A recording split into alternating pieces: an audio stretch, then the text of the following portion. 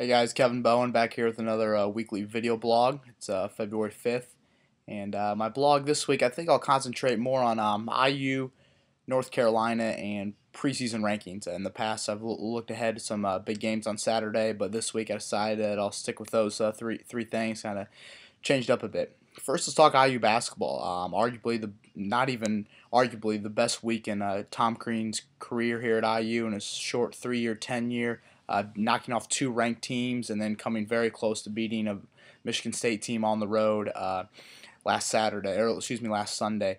On Wednesday night, got a big win over a Minnesota team that frankly has an NBA size front line, and that has been IU's weakness all year. Tom Pritchard, Derek Elston, Bobby Capobianco have not played anywhere near to Crean's expectations and IU's fans. But on Wednesday night, that'll change. Pritchard had 12 points, 7 rebounds.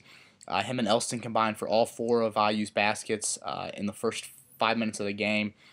Pritchard had a thunderous rebound dunk over Ralph Sampson, a 7-footer who many believe will play in the NBA when his career is done. And IU just out-toughed, out-manned a Gopher team that is known to have some size and up front. I believe they were tied in points in the paint, and Minnesota only out-rebounding the Hoosiers by 1. So that was a huge win for Tom Crean, and really the whole next man up mantra is kind of working for this team. They all preach it in their post-game quotes and everything, and it's something that I think people can kind of take out of context, but this team is really buying into it. Losing Christian Watford, losing Maurice Creek.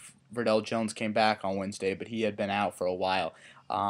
That whole mantra is something that it takes a while for a team to grasp, and it seems like IU is finally doing it. Now, the big question is, can they turn this into multiple wins? Can they take care of Iowa on Sunday? Can they, maybe split against Purdue? Can they beat Wisconsin at home, a team they had on the ropes earlier in the year in Madison? And can this team make a postseason berth? That would be huge. These young guys, Jeremiah Rivers is the only senior that they're going to lose off this roster. These young guys are getting valuable experience that's going to take over to next year when Cody Zeller comes to Bloomington. And how about Jordan Hulse? He's played great in the past. Here's a guy that too short, doesn't have the Big Ten type of guard athleticism, but Hulse has played great for IU. And on Wednesday night, he didn't hit a 3, but you could tell the focal point of Minnesota's defense was trying to stop Hulse.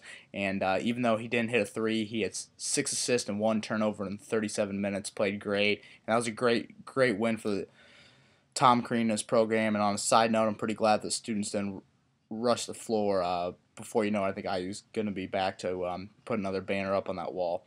Let's head down to Chapel Hill, another team that high expectations coming into the season, but hasn't really lived up to until of late. I think right now the Tar Heels are clearly the second best team in the ACC. Harrison Barnes and Reggie Bullock are starting to play like the freshman All-Americans that they were. Barnes had a lot of criticism earlier in the year when he wasn't putting up the same amount of points as Kyrie Irving and Jared Solinger were, but now he's starting to come into his own. They put up 100 points the other night at Boston College, and this is a team that could do some damage in the tournament. In the year of college basketball this year, frankly, besides Ohio State, no team has put themselves up there as a clear-cut Final Four team that you could go ahead and pencil them in there. So if North Carolina, they have a big front court. John Henson, Tyler Zeller are going to be 2 first-round NBA draft picks when they come out. As long as Larry Drew and Kendall Marshall can be the stabling point for Roy Williams, this team could maybe make a second weekend run in the tournament. And right now, I think clearly they are the second best team in the ACC conference. And my last point I'm going to look at is Joe Lunardi's bracketology this week. I kind of analyzed the all the 1 seeds and the 2 seeds and the 3 seeds and looked at where they were at the start of the year. You have a Notre Dame team as a 3 seed right now, who I still think is a little high for them. I think when it's all said and done, they'll probably be a 4 or 5 seed. But they were a team that was not even ranked at the start of the year, not even receiving votes in the ESPN poll. The 2 seeds that he has is BYU, San Diego State, and UConn. Only San Diego State and BYU were getting votes. Neither of them were ranked. UConn wasn't even getting any votes. And Texas, who he has as a 1 seed right now, is preseason ranked number 25 in the nation. So this is the thing where preseason polls mean nothing. They're just for fans to argue about stuff like that. I would like to see in both college football and college basketball where we kind of wait a month or so until we start ranking teams. Kansas State and Michigan State are 2 great examples of that. Kansas State was preseason ranked 3, Michigan State was ranked 2, and both those teams right now are fighting for their lives even just to make the tournament. So I'd like for maybe if pollsters could kind of wait about a month, I think that would add to some intrigue for the season and let those preseason tournaments kind of play out. So thanks guys for watching this. If you have any comments, feel free to post them on the website, and have a good weekend.